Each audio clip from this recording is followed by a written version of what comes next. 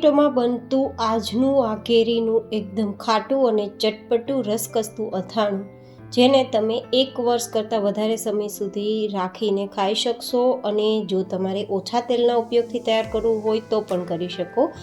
એકદમ ટેસ્ટી અને ખાવાનો સ્વાદ 2 ગણો વધારી દે તેવું આપણે અથાણું તૈયાર કરીશું. તો ચલો રેસીપી શરૂ કરીએ. તો જેમના માટે આપણે લગભગ અહીંયા 2 કિલો જેટલી આ રીતે કાચી કેરી લીધી છે. આ કેસર કેરી છે. તમારા એરિયામાં જે અવેલેબલ હોય કેરી, તમને જે મળતી હોય તે તમે લઈ શકો છો. પણ કેરી આપણે જ્યારે પસંદ કરીએ ત્યારે થોડી કડક હોય અને તાજી હોય તેવી લેવાની, જેથી આપણે લાંબા સમય સુધી અથાણું સારું રાખી શકીએ. અને આ કેરીને ઉપયોગમાં લેતા પહેલાં સાદા પાણીથી ધોઈ લેવાની અને પછી એકદમ કોરી કરી લેવાની. બિલકુલ તેમાં પાણી ના રહે તે રીતે સૂકવી લેવાની.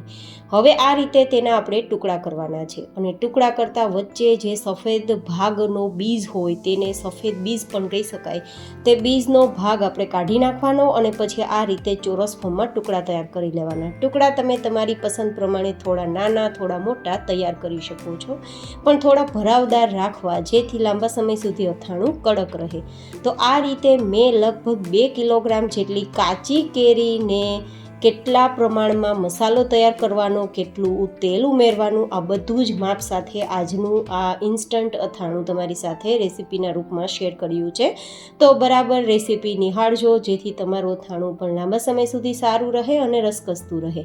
તો આ રીતે આપણે ચોરસ ફોર્મ ટુકડા કેરીના કરી લીધા છે.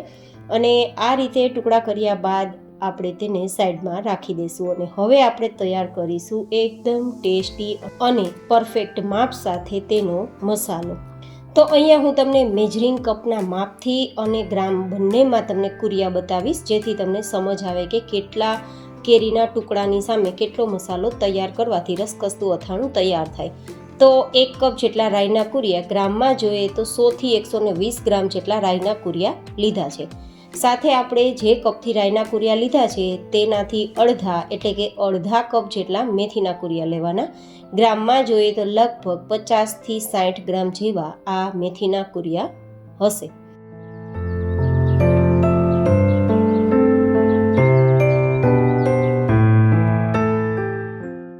હવે આપણે અહીંયા ત્રીજી સામગ્રી લેશું, વરિયાળી. વરિયાળી આપણે આમ જોવા જઈએ તો ચમચીના માપથી લીધી છે અને લખનવી છે, જે ખૂબ જ સ્વાદિષ્ટ અને એકદમ લીલા કલરમાં આવે છે. તો અથાણાનો સ્વાદ અને કલર સારો રહે તે માટે 2 ચમચી જેટલી લીધી છે. ગ્રામમાં જોઈએ તો 20 ગ્રામ જેવી હશે. 1 ચમચી જેટલી હિંગ લીધી છે. ગ્રામમાં જોઈએ તો 8 થી 10 ગ્રામ જેટલી હિંગ હશે. અને 1 ચમચી જેટલી હળદર લીધી છે. હળદર પણ 8 થી 10 ગ્રામ જેટલી હશે. અને અડધી ચમચી જેટલા તીખા લીધા છે. 5 થી 6 ગ્રામ જેવા તીખા હશે. હવે આપણે સૌથી મહત્વનો પાર્ટ કહી શકાય ને, તે છે નમક. નમક આપણે 1/4 કપ જેટલું લીધું છે અને આ નમકને થોડી વાર માટે આપણે શેકી લેવાનું છે. નમકને શેકીને લેવાથી તેમાં રહેલો મોઇશ્ચરનો ભાગ જતો રહેશે અને પરિણામે આપણા અથાણાનો સ્વાદ તો સારો આવશે જ, પણ અથાણાને પ્રિઝર્વેટિવનું કામ પણ આપશે. લાંબા સમય સુધી અથાણું આપણું સારું રહેશે.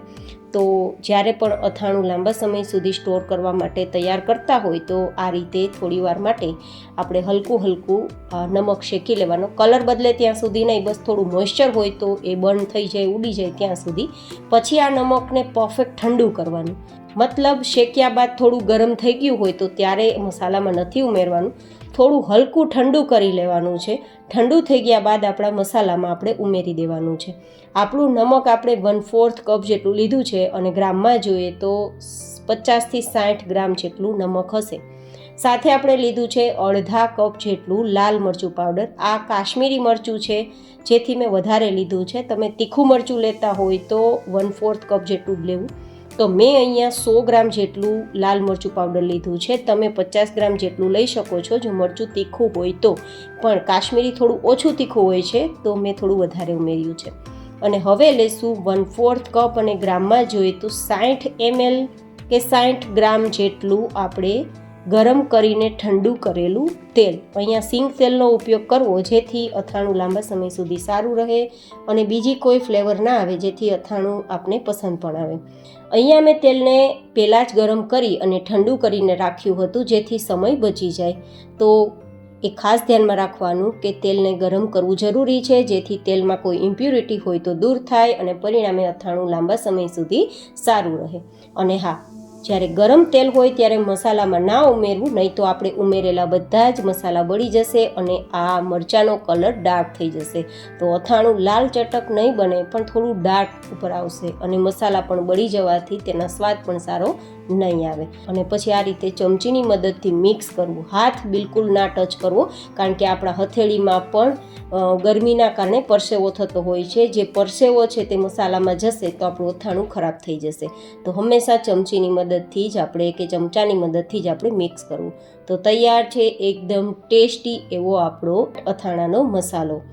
આ મસાલો તૈયાર થઈ ગયો છે, હવે સાઈડમાં રાખી દઈશું. હવે આપણે જે 2 કિલોગ્રામ કેરીના ટુકડા તૈયાર કરીને રાખ્યા ને તેમાં બધો જ મસાલો ઉમેરી દઈશું. મેં અહીંયા જે મસાલાનું માપ રાખ્યું છે તે તમે 2 કિલોગ્રામ કેરીના ટુકડામાં ઉમેરી શકશો, એકદમ રસખસતું અથાણું તૈયાર કરવા માટે. પણ જો તમારે મસાલો ઓછો ઉપયોગમાં લેવો હોય તો તમારે તેનું માપ અડધું કરી દેવાનું રહેશે. અને થોડું વધારે મસાલો તમારે જોતો હોય તો થોડું પ્રમાણ વધારી દેવાનું રહેશે. મેં બંને રીતે તમને ચોઈસ આપી છે, પણ આ એકદમ પરફેક્ટ રસકસતું તમને અથાણું તૈયાર કરીને આપશે. તો આટલો મસાલો પરફેક્ટ છે. હવે આ કેરી સાથે મસાલો તો મિક્સ થઈ ગયો, પણ તેને રસકસતો તૈયાર કરવા માટે આપણે તેલ ઉમેરવું પડશે. તો અહીંયા ફરીથી 1 કપ જેટલું ગરમ કરેલું અને પછી ઠંડુ કર્યા બાદ તેલને ઉમેરીશું. મતલબ આ તેલ ગરમ કરી ઠંડુ કરીને પછી ઉમેર્યું છે અને માત્ર 1 કપ જેટલું છે. એમએલથી જોઈએ તો 250 ml જેટલું છે. જનરલી 2 કિલોગ્રામ જેટલી કેરી હોય ને તો લગભગ 1 થી 1.5 લીટર જેટલું તો તેલ ઉમેરવું જ પડે, ત્યારે રસકસતું બને છે અને સારું પણ રહે છે. એ જે લોકો અથાણા બનાવતા હોય તેમને ખ્યાલ જ હશે. પણ આજે આપણે એકદમ ઓછા તેલમાં અથાણું બનાવીએ છીએ, કારણ કે ઘણા બધા લોકોને વધારે તેલ પસંદ નથી. આ રીતે મિક્સ કરતાં અત્યારે આપણું અથાણું રસકસતું દેખાય છે. આ અથાણું ખાવા માટે તૈયાર છે, સ્ટોર કરવા માટે પણ તૈયાર છે. પણ જો અથાણાને તમારે બહાર રાખવું હોય તો 2-3 ચમચી જેટલું વિનેગાર ઉપયોગમાં લેવાનું રહેશે અને આ અથાણામાં મિક્સ કરવાનું રહેશે. તો જ્યારે પણ અથાણાને તમારે ફ્રીઝ વગર સ્ટોર કરીને રાખવું હોય, એ પણ લાંબા સમય માટે, તો આવી રીતે કોઈ પણ કાચની બોટલ લઈ લેવાની જે એકદમ પાણી વગરની કોરી હોય, એકદમ તપાવેલી હોય, તો એ બોટલમાં ભરી દેવાનું. જો ફ્રીઝમાં રાખવું હોય તો વધારે તેલનો ઉપયોગ કરવાની જરૂર નથી. આ જ રીતે તમે આટલા તેલમાં એને સ્ટોર કરી શકશો, બિલકુલ ખરાબ નહીં થાય. એ મારી તમને ગેરંટી અને મારો તમને અનુભવ બતાવે છે. તો આ રીતે તૈયાર થયેલ અથાણું તમે એન્જોય કરી શકો છો. કોઈ પણ જમવાના સ્વાદને 2 ગણો વધારશે. તો કેવું લાગ્યું તમને મારું આજનું આ ઇન્સ્ટન્ટ અથાણું તે મને જરૂર બતાવજો. ફરી મળીશું એક નવી જ એન્ડ હેલ્ધી રેસીપી સાથે. ત્યાં સુધી stay healthy and stay happy.